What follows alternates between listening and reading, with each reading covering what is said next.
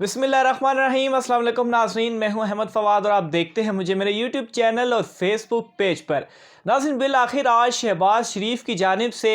खुलेआम ये कह दिया गया है कि वो NRO के लिए कप्तान के पाँव भी पकड़ने के लिए तैयार हैं। नाज़रीन, दो बड़ी ख़बरें हैं जो कि आज के इस व्लॉग में मैं आपके साथ शेयर करूंगा। सबसे पहली ख़बर तो ये कि नवाज़ शरीफ जो हैं, जो कि इस वक्त लंदन में मौजूद हैं, उनकी आखिरी उम्मीद भी दम तोड़ चुकी है। वो उम्मीद क्या है, कैसे वो दम तोड़ चुकी है और क्या बड़ा हुक्म जो है एक बड़ी अदालत की जानिब से एक बड़ा हुक्म सामने आया है, इसकी तफसीलात नाज़रीन मैं आपके सामने जो है वो रखूँगा और साथ ही साथ आपको ये भी बताऊँगा कि मफाहमत के बादशाह शहबाज शरीफ साहब जो हैं वो NRO के लिए इतने मजबूर हो चुके हैं कि वो उन्होंने खुलेआम ये कह दिया है कि वो कप्तान के पाँव भी पकड़ने के लिए तैयार हैं। शहबाज शरीफ की जानिब से क्या कहा गया, कप्तान के पाँव कैसे पड़ेंगे, इस हवाले से क्या तफसीलात हैं, आज के इस व्लॉग में ये तमाम तर चीज़ें भी जो है वो मैं आपके साथ शेयर करूँगा। माफ़ कीजिएगा। ख़बर का नाज़रीन जो आगाज़ है वो इसी से करते हैं कि शहबाज शरीफ ने कैसे पाँव पकड़ लिए हैं। तो आखिरकार 3 दिन के बाद शहबाज शरीफ जो हैं वो पार्लियामेंट हाउस में जो बजट तकरीर थी अपनी वो करने में कामयाब हो रहे हैं। हालांकि बजट तकरीर ना करने देने की जो उनकी वजह थी वो भी अपोजिशन ही थी कि अपोजिशन ही उन्हीं के अपने ही जो लीडर हैं उन्हीं की तकरीर के दौरान शोर शराबा कर रही थी, जिनकी वजह से वो तकरीर नहीं कर पा रहे थे। तो बहरहाल आज उन्होंने तकरीर की और उस तकरीर में उन्होंने सबसे पहली चीज़ तो ये कही कि वो वज़ीर-ए-आज़म जो है अपोजिशन को एतमाद में नहीं लेते, यानी कि वो अपोजिशन की कोई बात नहीं सुनते। कम से कम अपोजिशन की वो कोई बात तो सुन लिया करें, या अपोजिशन को कोई भी मामलात होता है अपोजिशन को सामने तो रख लिया करें। यानी कि हुकूमत जो है वो कोई भी कानून साजी करती है तो उसमें उसे इतना भी गवारा नहीं कि वो अपोजिशन को पूछ ले, यानी कि वो ये मिन्नतें कर रहे हैं कि कम से कम कप्तान साहब आप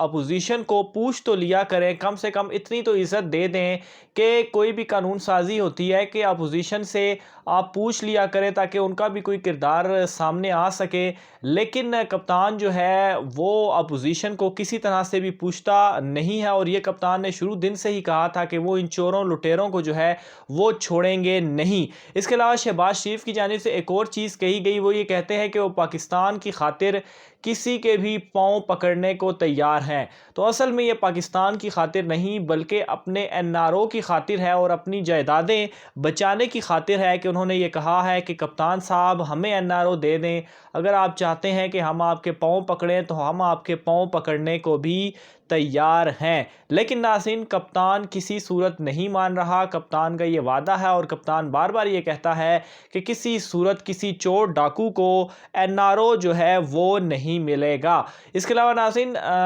शहबाज शरीफ जो हैं वो अपने जो हुकूमतों के या 10 साल पहले के जो उनके काम थे वो गिनवाते रहे, बताते रहे कि नवाज़ शरीफ ने ये किया तो मैंने ये कर लिया, मैंने वो कर लिया। लेकिन इस तकरीर में कहीं भी वो अपने दौर में होने वाली करप्शन के हवाले से चीज़ें नहीं बताते रहे कि कितनी करप्शन उनके दौर में होती रही, या जो उनके ऊपर मुकदमात बने जिनमें जो है वो करप्शन सामने आई, उन चीज़ों का उन्होंने ज़िक्र नहीं किया। बस वो यही कहते रहे कि मैं पाँव पकड़ने को भी तैयार हूँ, मुझे किसी तरह से NRO दे दिया जाए। बहरहाल कप्तान की जानिब से ये बात बड़ी वाज़ेह है और कप्तान इसीलिए किसी तरह से भी अपोजिशन को पूछता भी नहीं है कि वो NRO नहीं देगा और ये तमाम चोर डाकू जो हैं वो जेलों में जाएंगे। और नवाज़ शरीफ की वापसी के लिए भी कप्तान मुतहरिक हो चुका है। आइंदा जो दौरा होगा कप्तान का बरतानिया का, उसमें वो भरपूर कोशिश करेगा कि नवाज़ शरीफ को किसी तरह से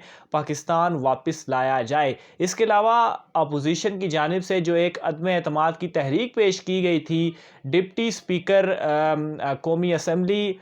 جناب قاسم سوری صاحب کے خلاف وہ بھی آج واپس لے لی گئی ہے۔ اس کے علاوہ اگر دوسری خبر کی طرف میں آؤں، عدالت کی جانب سے کیا بڑا حکم آیا ہے نواز شریف کے حوالے سے، تو یہ ناظرین اس طرح سے ہے کہ احتساب عدالت نے ایک حکم دیا تھا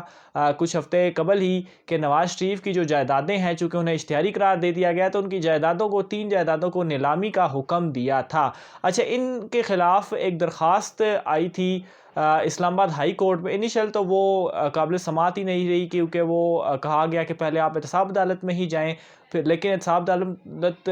سے مسترد ہونے کے بعد پھر آپ واپس ہائی کورٹ آ سکتے ہیں۔ تو بہرحال اب وہ دوبارہ اسلام آباد ہائی کورٹ میں درخواست آئی ہے، تو وہ اسلام آباد ہائی کورٹ کی جانب سے دوبارہ اس درخواست کو مسترد کر دیا گیا ہے۔ آج ہی سماعت ہوئی اس کیس کی اور پہلے فیصلہ محفوظ کیا گیا اور پھر اس کے بعد تحریری حکم نامہ اسلام آباد ہائی کورٹ کی جانب سے جاری کیا گیا اور اس تحریری حکم نامے میں ان درخواستوں کو مسترد کیا گیا۔ چیف جسٹس اسلام آباد ہائی کورٹ جسٹس اطہر من اللہ کی سربراہی میں 2 رکنی بینچ تھا یہ، جس نے ان درخواستوں پر سماعت کی اور ان درخواستوں کو جو ہے وہ مسترد کیا۔ تو نواز شریف کی 3 جائیدادیں تھیں جن کی نیلامی کا حکم دیا گیا تھا۔ ایک جائیداد جو کہ آلریڈی نیلام ہو چکی ہے، نیب کی جانب سے وہ نیلام کر دی گئی ہے، جبکہ 2 جائیدادیں مزید ہیں اور ان 2 جائیدادوں کے نیلامی میں بھی جو کوئی اگر ہرڈل تھی بھی تو وہ اس حکم کے بعد درخواستوں کے مسترد ہونے کے بعد وہ ہرڈل ختم ہو چکی ہیں اور اب مزید یہ جو 2 جائیدادیں ہیں نواز شریف کی یہ بھی نیلام ہونے جا رہی ہیں اور میرے خیال سے غالباً کوئی 1 ماہ کا وقت ہے نیب کے پاس کہ 1 ماہ کے اندر اندر وہ ان جائیدادوں کو نیلام کرے گی اور پھر جو اپنی یہ رپورٹ وغیرہ ہے وہ نیب کو بھی وہ دے گی کہ یہ جائیدادیں تھیں اور یہ ہم نے نیلام کر دی ہیں۔ تو یہ ایک بڑا اگر اس کو سوچا جائے تو ایک سابق وزیر اعظم جو رہ چکے ہیں اور کئی مرتبہ رہ چکے ہیں وزیر اعظم، عدالتوں نے خیر انہیں نااہل قرار دیا، تو ایک تو وہ اشتہاری بھی قرار ہو چکے ہیں اور دوسرا ان کی جائیدادیں اس طرح سے نیلامی کا حکم دینا یقیناً ان کے لیے بڑی بےزتی ہے۔ اگر کوئی بندہ اس چیز کو سمجھے کہ آپ ملک کے وزیر اعظم رہ چکے ہیں، ایک تو آپ لندن میں جا کے بیٹھے ہوئے ہیں، اوپر سے آپ نااہل بھی قرار دیے جا چکے ہیں، پھر آپ اشتہاری بھی ہیں، پھر آپ مجرم بھی ہیں اور اب آپ کی جائیدادیں جو ہیں وہ بھی نیلام ہوتی جا رہی ہیں۔ بہرحال نواز شریف کے لیے بڑا ایک اور سیٹ بیک تھا، دیکھتے ہیں اس میں مزید اب آگے نواز شریف کیا کرتے ہیں۔ بہرحال شہباز شریف جو ہیں مفاہمت کے بادشاہ، وہ کوششیں کر رہے ہیں کہ کسی طرح سے ابھی تک وہ یہ کوششیں کر رہے ہیں، ابھی تک وہ کپتان کو سمجھ نہیں پا رہے۔ وہ یہ چاہتے ہیں کہ این آر او انہیں مل جائے لیکن کپتان انہیں این آر او نہیں دے رہا اور اسمبلی بھی ان کے بغیر اب آپ دیکھ لیں کوئی بھی قانون سازی ہے تو اپوزیشن نے یہ طے ہی کر لیا ہے کہ حکومت کی مخالفت کرنی ہے، لیکن اس مخالفت کے باوجود کپتان جو قوانین ہے وہ پاس کروا رہا ہے۔ خاص طور پر جو گزشتہ دنوں ایک الیکشن ایکٹ کے حوالے سے ایک بل تھا، بڑا اہم بل تھا، گلبھوشن کے حوالے سے ایک بہت اہم بل تھا جو کہ عالمی عدالت کے فیصلے پر امپلیمنٹ کرانے کے لیے وہ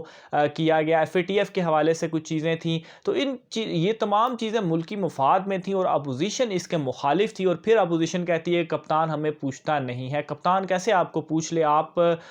جو ہے وہ ملک کے مفاد میں جو چیزیں ہیں، جو بل ہیں، خاص طور پر گلبھوشن کے حوالے سے جو بل تھا، تو یہ تو اوپن اینڈ شٹ ہے، کوئی بھی شخص یہ کہہ سکتا ہے عالمی عدالت کے فیصلے پر امپلیمنٹ کرانے کے لیے وہ چیزیں کی گئیں، لیکن ان چیزوں کو مخالفت، نہ صرف مخالفت کی گئی بلکہ اس طرح سے پروپیگیٹ کیا گیا کہ شاید حکومت جو ہے وہ کسی طرح سے بھارت کو یا گلبھوشن کو چھوڑنے جا رہی ہے۔ تو یہ بہت غلط پروپیگنڈا تھا، اپوزیشن کو یقیناً اس پر سوچنا چاہیے۔ لیکن آج کا یہ جو بیان آیا شہباز شریف کی طرف سے کہ وہ پاؤں پکڑنے کو بھی تیار ہیں، تو وہ یہ ہے کہ کپتان کسی صورت این آر او نہیں دے گا۔ ناظرین، آج کے ویلاگ میں اتنا ہی، اپنی رائے کا اظہار کمنٹ باکس میں لازمی کیجیے۔ آئندہ ویلاگ میں پھر ملاقات ہوگی۔ اللہ حافظ۔